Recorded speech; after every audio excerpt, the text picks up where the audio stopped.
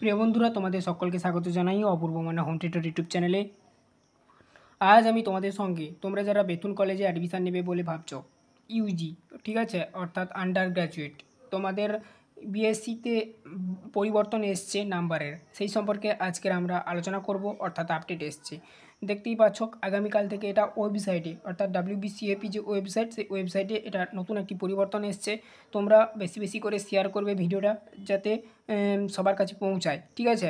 এটাই হচ্ছে কলেজের ওয়েবসাইট। তোমরা WBCAPর যে ওয়েবসাইট, সেখানে গেলেও এই কলেজের ওয়েবসাইটে আসতে পারবে এবং এখান থেকে নোটিশটি দেখতে পারবে।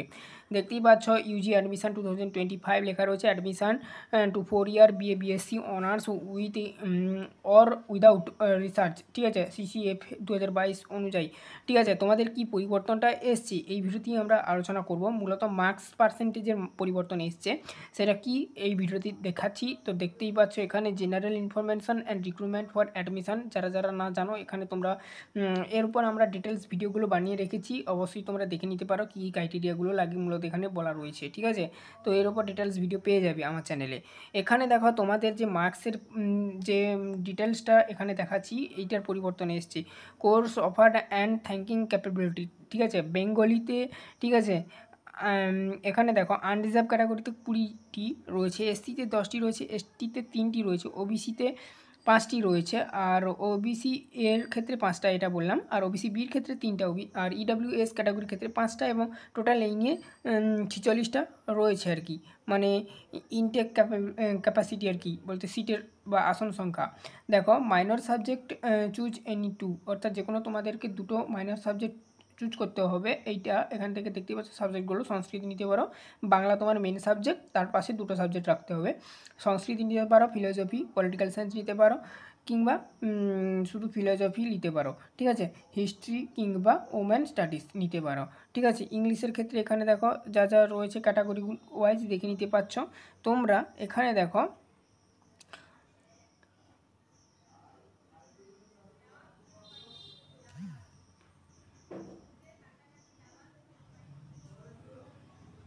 এই যে দেখো মার্কসের যে ডিটেলসটা বলছিলাম, এইটার পরিবর্তন এসছে।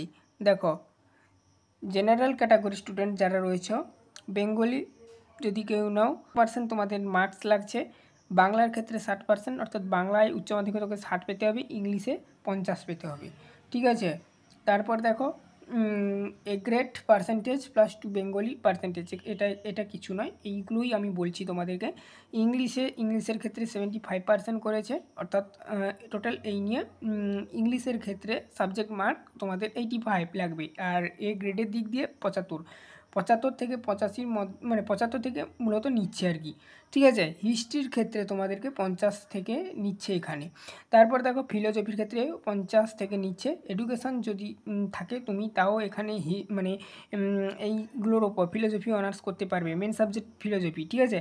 তো ফিলোসফির ক্ষেত্রে তোমাদের 50%, কেউ যদি ফিলোসফি নিয়ে পড়তে চাইছো 50% মার্ক লাগবে। কোন কোন সাবজেক্টের ক্ষেত্রে না, তোমার এই যে এডুকেশান যদি থাকতো, তোমার উচ্চ মাধ্যমিকে থাকে, যদি 55% যদি পেয়ে থাকো, তাহলে তুমি ফিলোসফি অনার্স নিয়ে পড়তে পারবে।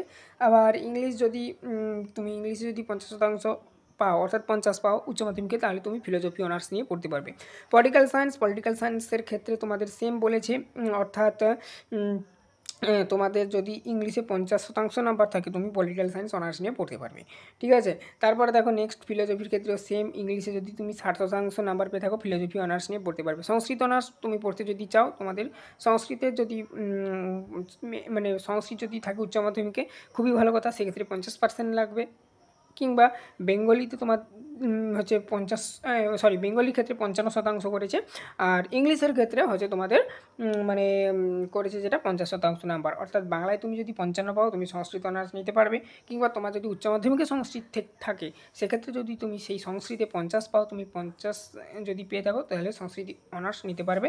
কিংবা ইংলিশে তুমি যদি 50% নাম্বার পাও, তাহলে অর্থাৎ 50 পাও, তাহলে তুমি সংস্কৃত অনার্স নিতে পারবে। হিন্দি নিয়ে কেউ যদি গ্র্যাজুয়েশন করবে ভাবছো? হিন্দি ক্ষেত্রে কারো যদি ধরো উচ্চ মাধ্যমিকে হিন্দি ছিল 50 যদি পাও হবে, কিন্তু ইংলিশ যদি তুমি 50 পাও এক্ষেত্রেও তুমি হিন্দি অনার্স নিয়ে পড়তে পারবে। বোটানির ক্ষেত্রেও সেম দেখো, বোটানির ক্ষেত্রে তোমার বায়োলজি যদি থেকে থাকে উচ্চ মাধ্যমিকে, সেক্ষেত্রে তুমি যদি ওই বায়োলজিতে 65 পাও তাহলে তুমি মানে বোটানি অনার্স নিয়ে পড়তে পারবে। কেমিস্ট্রি যদি থেকে থাকে তোমার উচ্চ মাধ্যমিকে, সেখানে যদি তুমি 55% নাম্বার পাও তাহলে তুমি এখানে বোটানি নিয়ে অনার্স করতে পারবে। আবার ইংলিশে তুমি যদি 50% নাম্বার পাও এখানে তুমি বোটানি অনার্স করতে পারবে। আমি কোনখান থেকে বলছি আশা করি দেখতে পাচ্ছ, এই ঘরগুলো তোমরা দেখে যাও। আর আমি বেশি কিছু বলছি না, স্ক্রল করে করে তুলে দিচ্ছি। কিন্তু এটা একটু বেড়েছে কমেছে এরকম হয়েছে, কোনোটা বেড়েছে কোনোটা কমেছে, আগে কিন্তু এটা ছিল না।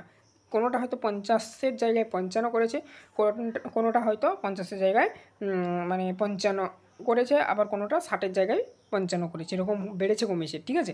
এটাই বলতে চাইছি, তোমরা দেখে নাও। SC ST OBC ক্যাটাগরির ক্ষেত্রে তোমাদের 40% নিয়ে এসেছে, এইটারও বিশাল চেঞ্জ হয়েছে।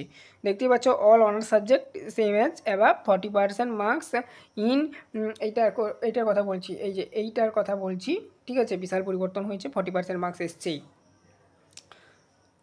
এই পরিবর্তনটা এসছে, তোমরা দেখে নাও। তো এইটা আপডেটটা দেওয়া ছিল। চ্যানেলে নতুন থাকলে সাবস্ক্রাইব করবে, এর উপর ডিটেলস ভিডিও বানানো রয়েছে, চাইলে দেখতে পারো, বা আরও ভিডিও আসছে পার্ট বাই পার্ট, সেগুলো দেখতে পারো।